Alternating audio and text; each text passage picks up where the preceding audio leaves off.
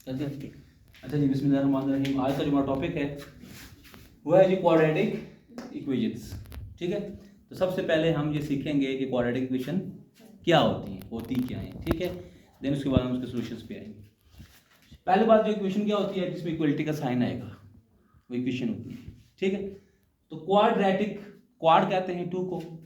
ठीक है, Latin word है, मतलब क्या है इसका, टू।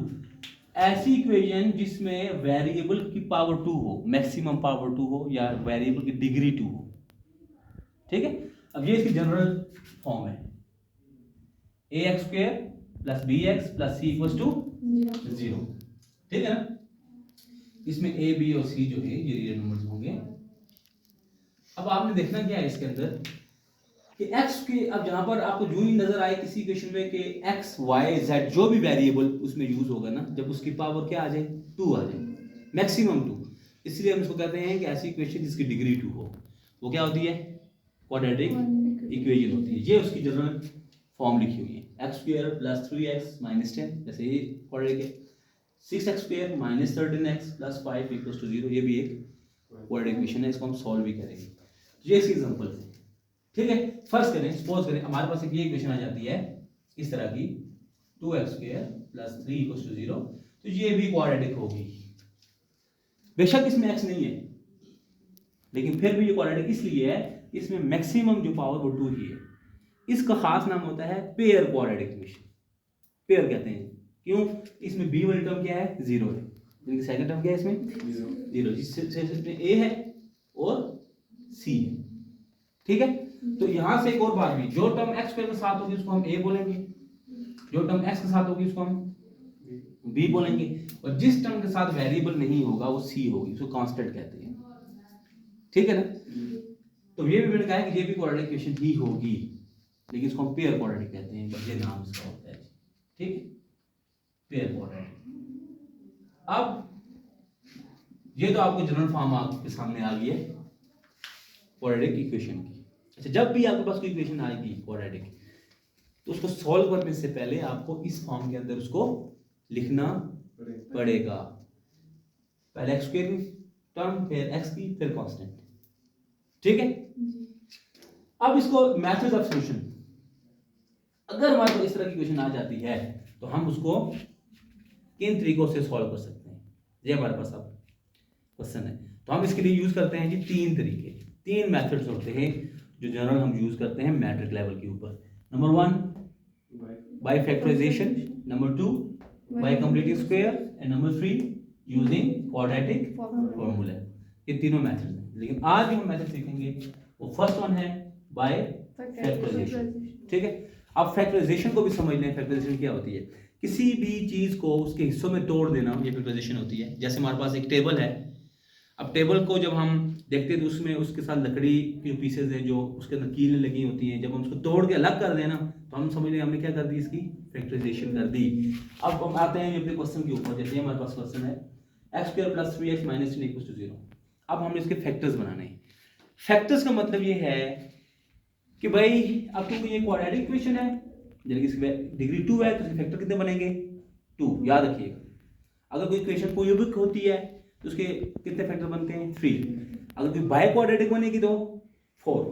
अब इसके हमारे 2 फैक्टर आएंगे। हमने बेसिकली निकालना क्या है, वो 2 फैक्टर निकालने हैं जिनको मल्टीप्लाई करने से ये इक्वेशन आती है।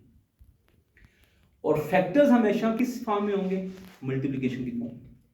जब भी आप फैक्टर्स बनाएंगे तो फैक्टर किस शक्ल में आएंगे, मल्टीप्लिकेशन की शक्ल में आएंगे, ये बात याद रखिएगा।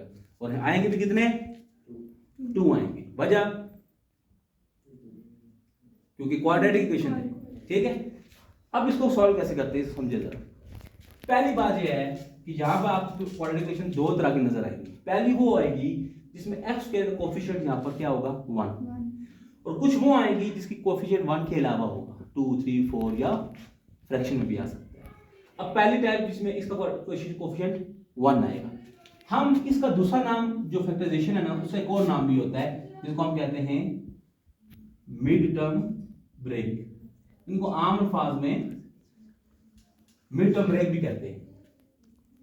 ठीक है, पहला स्टेप क्या करना है, फर्स्ट स्टेप ये है इसका, याद रखें कि आपने इसकी पहली टर्म भी ऐसा लिख देनी है, और लास्ट टर्म को भी आपने बिल्कुल ऐसा लिख दिया, इनको तो छेड़ना ही नहीं आपने, ठीक है, क्योंकि हमने किसको तोड़ना है, मिड टर्म को भाई, मिड टर्म मींस दरमियानी टर्म को तोड़ना है, तो पहली और आखिरी से तो मैं कंसर्न नहीं है, वो तो वैसे ही रहेगी। मिड टर्म को कैसे तोड़ेंगे ये क्वेश्चन है, आप देखना जरा। सबसे पहले आप साइड पे यहाँ पर नोट करेंगे, क्या नोट करेंगे, जो दरमियान में मिड टर्म है ना उसका कोफिशिएंट कितना है, एक्स का, वो कितना है, कितना है जी, 3 है, ठीक है। और एंड वाले दोनों टर्म्स के कोफिशिएंट्स को भी मल्टीप्लाई करना है, इधर -10 है उधर 1 है, तो 10 -10 मल्टीप्लाई बाय 1 कितने आएंगे, -10 आते हैं ना। या अगर कोफिशिएंट यहाँ पर 1 हो ना तो फिर मल्टीप्लाई ना भी करें, डायरेक्ट ये टर्म आप लिख सकते हैं, क्योंकि 1 से मल्टीप्लाई करने से फर्क। अब हम क्या करेंगे, अब हमने इस टर्म को तोड़ना है, इस 3 को ऐसे साइन के साथ लिखना है आपको, जैसे इसके साथ प्लस है तो मैंने प्लस लिखा, ना भी लिखें तो मसला नहीं, प्लस लेकिन माइनस होगा तो लिखेंगे। दो टर्म्स, इन किसको दो ऐसी टर्म में तोड़ें कि उनको ऐड करें या सब्ट्रैक्ट तो 3 आए और मल्टीप्लाई करें तो -10 है। मिड टर्म ब्रेक का ये मतलब होता है कि इसको मैं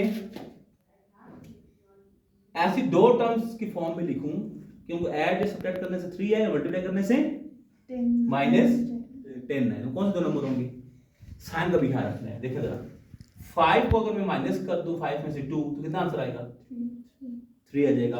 और अगर मैं 5 को मल्टीप्लाई कर दूं -2 से कितना आएगा, -10 आएगा ना, ठीक है, ये फैक्टर। अब 5 into -2 -10 और 5 - 2 3।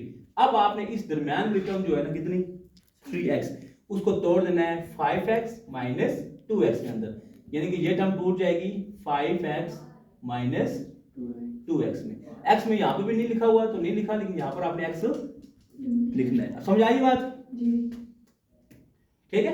अब आप क्या करेंगे, ये आ गया स्टेप पहला। दूसरा स्टेप ये होगा कि आपने इसका भी पेयर बनाना है और एक पेयर ये बना लेना है। ये कैसे, पहले दो टर्म्स में से कॉमन लेंगे, अब इधर x है इधर x पेयर है, तो छोटी टर्म कौन सी है, x, उसको कॉमन ले लें। इसमें से x बाहर जाएगा तो अंदर एक x बच जाएगा, और इस टर्म में से x बाहर गया तो क्या बच गया, 5 बच गया, ठीक है। अब इन दोनों में से कॉमन क्या आ रहा है जी, 2, क्या कॉमन आ रहा है, 2 कॉमन आ रहा है, ठीक है। -2 बाहर गया तो x बच गया, और माइनस 2 5 इक्वल्स टू 0। आई बात समझ। अब आपने इसमें खास बात क्या देखनी है, अगर आपकी ब्रैकेट्स की टर्म सेम आ गई इसका मतलब है कि आपने फैक्टराइजेशन सही की है। ये दो ब्रैकेट्स में टर्म आ रही है ना, ये क्या आनी चाहिए, एक जैसी आनी चाहिए।